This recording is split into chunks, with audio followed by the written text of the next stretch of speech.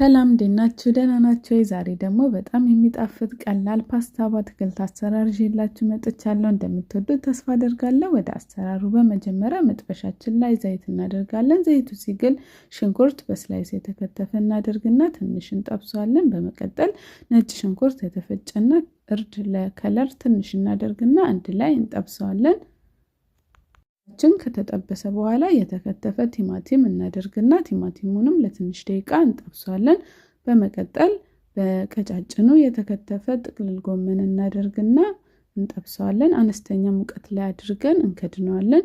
ጥቅልል ጎመኑ በግማሽ ከበሰለ በኋላ ካሮት እንደዚህ በቀጫጭን የተከተፈ እናደርግና አንድ ላይ እንዲበስል ከድነን እንተዋዋለን። ካሮቱም ጥቅልል ጎመኑም ሲበስል ጨውና ቃሪያ እንጨምራለን። ቃሪያ መጠቀም ማትፈልጉ መተው ትችላላችሁ፣ ግን ቆንጆ የሚጣፍጥ ፍሌቨር ይሰጠዋል።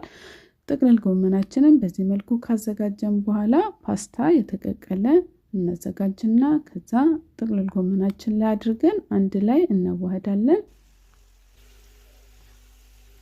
ያው ፓስታ በአትክልታችን እንደዚህ ቆንጆ ሆኖ ደርሶልናል። እንዳያችሁት አሰራሩ በጣም ቀላል ነው፣ በጣም ነው የሚጣፍጠው። እናንተም ቤታችሁ ሰርታችሁ ሞክሩት። ከወደዳችሁት ላይክ እንዲሁም አስተያየታችሁን ጻፉልኝ።